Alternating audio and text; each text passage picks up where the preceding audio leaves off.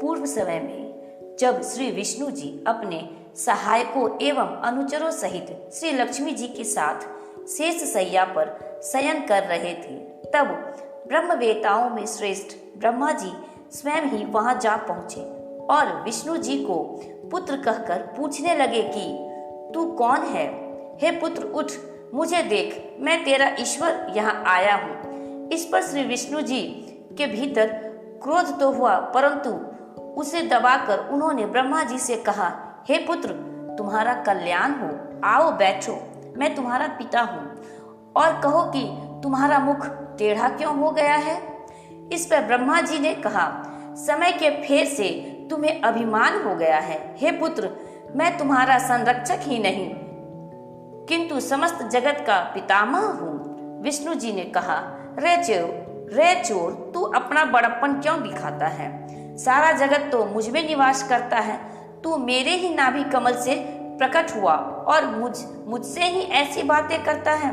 नंदकेश्वर जी कहते हैं कि जब इस प्रकार रजोगुण से मुग्ध उन दोनों महानुभावों में विवाद होने लगा, तब वे दोनों अपने को प्रभु कहते कहते एक दूसरे का वध करने पर उद्यत हो गए और युद्ध छिड़ गया। हंस और गरुड़ पर बैठे दोनों अमर ईश्वर परस्पर युद्ध करने लगे, उनके वाहन भी लड़ने लगे। देवता आकाश से देखने और दोनों देवताओं पर पुष्प वृष्टि करने लगे। इसी समय ब्रह्मा जी के वक्ष स्थल पे श्री विष्णु जी ने अनेकों अस्त्रों का प्रहार कर उन्हें व्याकुल कर दिया। इससे कुपित हो ब्रह्मा जी ने भी उनके वक्ष स्थल पर कई भयानक प्रहार किए। अग्निवत अस्त्रों के आश्चर्यजनक व्यापार हुए। देवता एक दूसरे के प्रति कानाफूसी करने लगे। युद्ध से श्रमित विष्णु जी हाँफने लगे, परंतु उसी क्षण शांत होकर उन्होंने ब्रह्मा जी पर माहेश्वर अस्त्र चला दिया। इससे ब्रह्मा जी को बड़ी चोट लगी और उन्होंने पाशुपत अस्त्र चलाकर विष्णु जी के वक्ष स्थल पर आघात किया।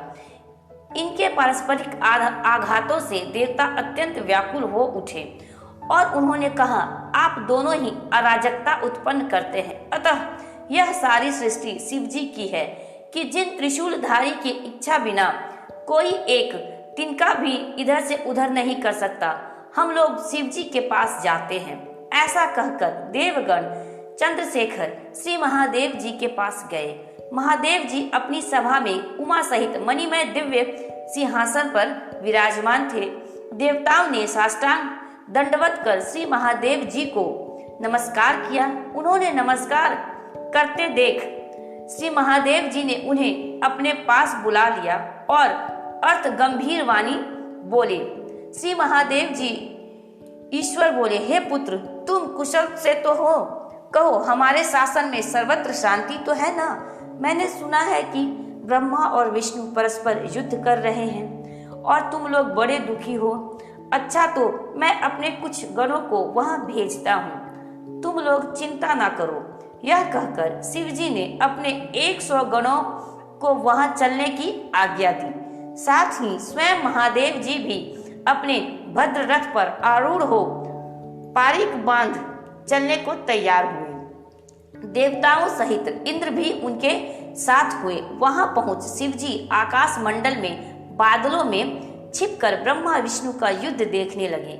उनके सैनिकों ने भी अपने वाद्यों का बजाना बंद कर अपना कोलाहल शांत कर दिया और शिवजी का ही अनुगमन किया। देखा तो ब्रह्मा और अच्युत भगवान श्री विष्णु परस्पर युद्ध कर रहे हैं, जबकि इन एक दूसरे के प्रयुक्त होते ही त्रैलोक्य भस्म हो जाता है। तब प्रलय के इस रूप को देख निष्कल शिवजी से न रहा गया और वे इनका युद्ध शांत करने के लिए महाअग्नि के तुल्य एक स्तंभ के रूप में हो गए और दोनों के बीच में जा खड़े हुए। फिर तो उस महाअग्नि के प्रकट होने से वे शांत हो गए। अस्त्रों के शांत होने पर उस अद्भुत दृश्य को देख कर ब्रह्मा और विष्णु परस्पर कहने लगे कि यह इंद्रियातीत अग्नि स्वरूप स्तंभ क्या है, हमें इसका पता लगाना चाहिए। ऐसा निश्चय कर दोनों वीर उसकी परीक्षा के लिए बहुत ही शीघ्र वहां से चले। भगवान विष्णु ने सूकर का रूप धारण किया और वे उसके मूल को देखने के लिए नीचे चले गए। ब्रह्मा जी ने हंस का रूप धारण कर ऊपर गमन किया। विष्णु जी पाताल में बहुत दूर तक चले गए, परंतु स्तंभ का उन्हें कुछ भी पता न चला। तब वह फिर युद्ध भूमि में लौट आए। उधर ब्रह्मा जी ने आकाश में जाकर केतकी का फूल देखा। उन्हें विश्वास हो गया कि हमने स्तंभ का अंत देख लिया। वे केतकी का फूल लिए विष्णु के पास आए। विष्णु जी ने उनके चरण पकड़ लिए। तब ब्रह्मा के छल को जानकर ईश्वर को वहां तक चंद प्रकट होना पड़ा और विष्णु जी ने उनका भी चरण पकड़ लिया। विष्णु जी की महानता से ईश्वर प्रसन्न हो गए। उन्होंने कहा, विष्णु तुम बड़े ही सत्यवादी हो, अतः मैं तुम्हें अपनी समानता प्रदान करता हूँ। श्री नंद किशोर जी बोले, उस समय जो महादेव जी को ब्रह्मा जी पर क्रोध आया तो उन्होंने अपनी भौएं के मध्य से भैरव नामक एक अद्भुत पुरुष को प्रकट कर दिया, जिसने नमस्कार कर उनकी आज्ञा मांगी। शिव जी ने आज्ञा दी, तुम अपनी लपलपाती तलवार से ब्रह्मा की पूजा करो। यह आज्ञा पाते ही श्री भैरव जी ने ब्रह्मा के केस जा पकड़े। ब्रह्मा थर-थर कांपने लगे। भैरव जी ने शीघ्र ही ब्रह्मा का मिथ्याभासी 5वां सिर काट लिया। फिर इन्होंने उनके और सिरों को भी काट लेना चाहा। ब्रह्मा जी भैरव के चरणों में गिर गए। यह देख विष्णु जी ने अश्रु त्यागते हुए बालकों के समान शिव जी के चरणों का आश्रय लिया और हाथ जोड़कर यह प्रार्थना की, प्रारंभ में भी आप ही ने कृपा कर इन्हें 5 सिर प्रदान किया था, अतः इन्हें क्षमा कर प्रसन्न हो जाइए। शिव जी अपने गणों के मध्य जा प्रकटे। उन्होंने भैरव को मना कर दिया। फिर एक सिर कटे ब्रह्मा से बोले, तुमने अपनी प्रतिष्ठा और ईश्वरत्व के लिए छल किया, अतः अब तुम सत्कार स्थान और उत्सव से विहीन किए जाते हो। ब्रह्मा जी शिव जी को हे स्वामी ने हे वरद कहकर अपना 5वां सिर मांगने लगे। ईश्वर ने कहा, अराजकता के भय से मैं विश्व स्थिति को बिगड़ने न दूंगा। हे पुत्र, जो अपराधी है उन्हें तुम दंड दो, लोक मर्यादा का पालन करो। मैं तुम्हें वर देता हूँ कि अब आज से तुम गणों के आचार्य हुए, वही तुम्हारा सत्कार होगा।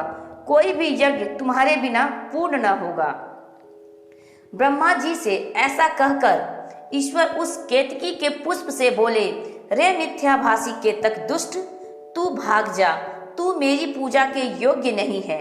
शिव जी के गणों ने उसे दूर भगा दिया।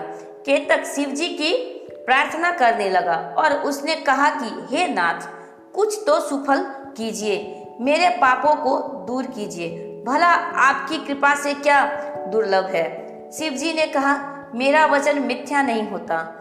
हम तो तुम्हें नहीं स्वीकार करेंगे, परंतु तू मेरे भक्तों के योग्य है और इस प्रकार तेरा भी जन्म सुफल होगा। जहाँ मेरी मंडप रचना होगी उसका सिर मोर तू ही होगा। ईश्वर केतक ब्रह्मा और विष्णु पर कृपा कर देवताओं में आए। देवताओं ने उनकी यथोचित पूजा की। शिव जी अपनी शोभित सभा में जा बैठे।